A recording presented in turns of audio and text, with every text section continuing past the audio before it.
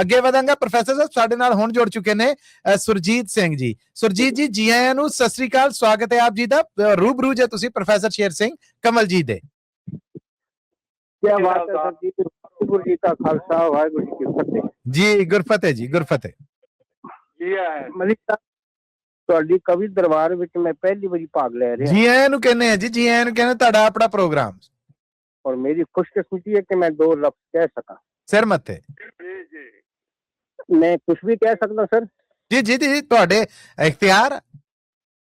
ਹਾਂ, ਮੇਰਾ ਮੈਂ ਸ਼ੁਰੂਆਤ ਕਿੱਥੋਂ ਕਰਦਾ ਹਾਂ ਕਿ ਧੀਆਂ ਧੰਨ ਬੇਗਾਨਾ ਲੋਕੋ ਉਹ ਕਹਿਣਾ ਬੰਦ ਕਰੋ।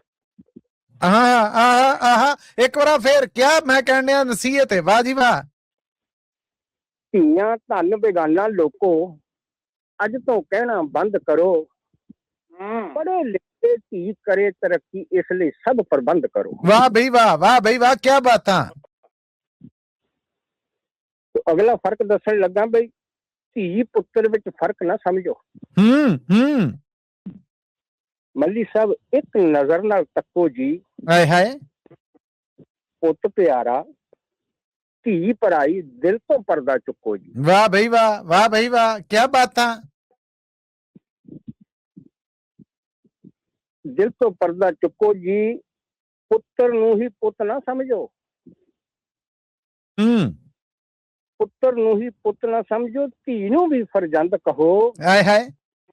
ਧੀਆਂ ਧੰਨ ਬੇਗਾਨਾ ਲੋਕੋ ਅੱਜ ਤੋਂ ਕਹਿਣਾ ਬੰਦ ਕਰੋ। ਬੱਲੇ ਬੱਲੇ ਬੱਲੇ ਬੱਲੇ, ਕਿਆ ਬਾਤਾਂ ਹੈ, ਕਿਆ ਬਾਤਾਂ, ਕਿਆ ਕਹਿਣੇ।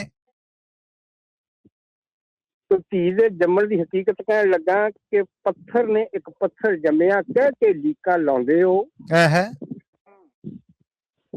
ਸਾਡੇ ਭਾਗੀ ਧੀਆਂ ਲਿਖੀਆਂ ਰੱਬ ਨੂੰ ਤਾਨਾ ਲਾਉਂਦੇ ਹੋ। ਹਾਏ ਹਾਏ ਹਾਏ ਹਾਏ। ਉਹ ਜੇਕਰ ਪੁੱਤਰ ਕੁਲ ਦਾ ਸੂਰਜ, ਧੀ ਨੂੰ ਘਰ ਦਾ ਚੰਦ ਕਹੋ। ਹਾਏ ਹਾਏ। ਵਾਹ ਬਈ ਵਾਹ। ਧੀਆਂ ਧੰਨ ਬੇਗਾਨਾ ਲੋਕੋ ਅੱਜ ਤੋਂ ਕਹਿਣਾ ਬੰਦ ਕਰੋ। ਹਾਏ ਹਾਏ। ਵਾਹ ਬਈ ਵਾਹ, ਵਾਹ ਬਈ ਵਾਹ। ਔਰ ਮਲਿਕ ਸਾਹਿਬ, ਤਾਕਤ ਦੀ ਉਡਾਰੀ ਧੀ ਦੀ ਕਹਿਣ ਲੱਗਾ ਬਈ ਦੱਸੋ ਧੀ ਕੀ ਕਰ ਨਹੀਂ ਸਕਦੀ ਜੇਕਰ ਹਿੰਮਤ ਧਾਰ ਲਵੇ। ਮੌਕਾ ਤੇ ਮਿਲਣਾ ਚਾਹੀਦਾ ਨਾ। ਏਦਾਂ ਜੀ, ਬਿਲਕੁਲ ਏਦਾਂ ਹੀ। ਦੱਸੋ ਧੀ ਕੀ ਕਰ ਨਹੀਂ ਸਕਦੀ ਜੇਕਰ ਹਿੰਮਤ ਧਾਰ ਲਵੇ। ਝਾਂਸੀ, ਜਿੰਦਾ ਅਤੇ ਚਾਵਲਾ ਭਾਗੋ ਜੇ ਸਰਦਾਰ ਬਣੇ। ਬੱਲੇ ਬੱਲੇ ਬੱਲੇ ਬੱਲੇ। ਝਾਂਸੀ, ਜਿੰਦਾ ਅਤੇ ਚਾਵਲਾ ਭਾਗੋ ਜੇ ਸਰਦਾਰ ਬਣੇ। ਜੋ ਧੀ ਪੁੱਤ ਲਈ ਦਿਲ ਉਸਾਰੀ, ਢਹਿ ਢੇਰੀਓ ਕੰਧ ਕਰੋ। ਆਹਾ ਆਹਾ। ਧੀਆਂ ਧੰਨ ਬੇਗਾਨਾ ਲੋਕੋ ਅੱਜ ਤੋਂ ਕਹਿਣਾ ਬੰਦ ਕਰੋ। ਵਾਹ ਬਈ ਵਾਹ, ਵਾਹ ਬਈ ਵਾਹ, ਕਿਆ ਬਾਤ ਹੈ। ਅਗਲੀ ਸੋਚ ਦੀ ਉਡਾਰੀ ਦੇਖਿਓ ਤੇ ਧੀਆਂ ਕਤਲ ਕਰਾ ਕੇ ਦੱਸੋ ਨੂੰਹਾਂ ਕਿੱਥੋਂ ਲਿਆਓਗੇ। ਓਹੋ ਓਹੋ।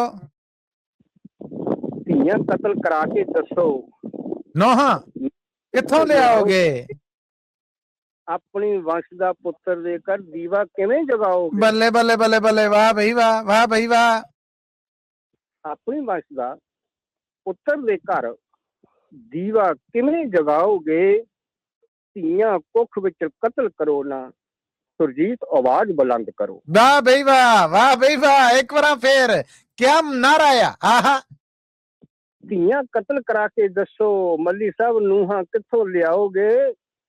ਆਪਣੇ ਪੁੱਤਰ ਦੇ ਘਰ, ਆਪਣੀ ਵੰਸ਼ ਦਾ ਪੁੱਤਰ ਦੇ ਘਰ ਦੀਵਾ ਕਿਵੇਂ ਜਗਾਓਗੇ। ਧੀਆਂ ਕੁੱਖ ਵਿੱਚ ਕਤਲ ਕਰੋ ਨਾ, ਸੁਰਜੀਤ ਆਵਾਜ਼ ਬੁਲੰਦ ਕਰੋ। ਧੰਨ ਬੇਗਾਨਾ ਲੋਕੋ ਅੱਜ ਤੋਂ ਕਹਿਣਾ ਬੰਦ ਕਰੋ। ਵਾਹ ਜੀ ਵਾਹ, ਵਾਹ ਜੀ ਵਾਹ, ਕਿਆ ਬਾਤਾਂ ਤੁਹਾਡੀਆਂ, ਕਿਆ ਬਾਤਾਂ। ਸੁਰਜੀਤ ਜੀ ਛਾ ਗਏ ਜੇ। ਇਹੋ ਜੀ ਐਂਟਰੀ ਤੇ ਰੋਜ਼ ਰੋਜ਼ ਦਿਆ ਕਰੋ ਕਰਮਾਂ ਵਾਲਿਓ। ਅੱਜ ਵਿਹਲੇ ਬੈਠੇ ਸੀ, ਤੁਹਾਡੇ ਦਰਸ਼ਨ ਹੋਗਾ। ਮੈਂ ਸਾਰੇ ਕਵੀ ਸੱਜਣਾ ਨੂੰ ਜਿਹੜਾ ਹੱਥ ਜੋੜ ਕੇ ਹੱਥ ਝੁਕਾਉਣਾ। ਬਹੁਤ ਅੱਛੇ ਵਿਚਾਰ ਇਹ ਬਲਬਲੇ ਪੇਸ਼ ਕਰ ਰਹੇ ਹੋ। ਇਹਦੇ ਨਾਲ ਪੰਜਾਬੀ ਭਾਸ਼ਾ ਤੇ ਪੰਜਾਬੀ ਰੇਡੀਓ ਨੂੰ ਬਹੁਤ ਵੱਡਾ ਮਾਣ ਮਿਲਦਾ ਜੀ। ਬਿਲਕੁਲ ਏਦਾਂ ਹੀ। ਹਰਦੇਵ ਅਤਾਲ ਜੀ ਨੇ ਜਿਹੜੇ ਬਹੁਤ ਸਾਰੀ ਦਾਤ ਤੁਹਾਡੇ ਵਾਸਤੇ ਭੇਜ ਰਹੇ ਨੇ ਜੀ। ਬਹੁਤ ਖੂਬ ਜੀ, ਬੜੇ ਹੀ ਸੁੰਦਰ ਸੁਨੇਹਾ ਦਿੱਤਾ ਤੁਸੀਂ, ਬਹੁਤ ਖੂਬ। ਔਰ ਸੁਰਜੀਤ ਜੀ ਤੁਹਾਡੇ ਵਾਸਤੇ ਮੋਹਨ ਲਾਲ ਜੀ ਨੇ ਜਿਹੜੇ, ਉਹਨਾਂ ਆਖਿਆ very nice, every word is true. ਔਰ ਸੁਰਜੀਤ ਜੀ ਤੁਹਾਡੀ ਹੀ ਤਾਰੀਫ ਦੇ ਵਿੱਚ ਜਸਵੰਤ ਸੰਧੂ ਜੀ ਨੇ ਜਿਹੜੇ ਉਹਨਾਂ ਆਖਿਆ ਬਹੁਤ ਖੂਬ, ਔਰ ਨਿਰਮਲ ਸਮਰਾ ਜੀ ਕਹਿ ਰਹੇ ਨੇ ਕਿ ਐਕਸੀਲੈਂਟ ਪੇਸ਼ਕਾਰੀ ਜੀ।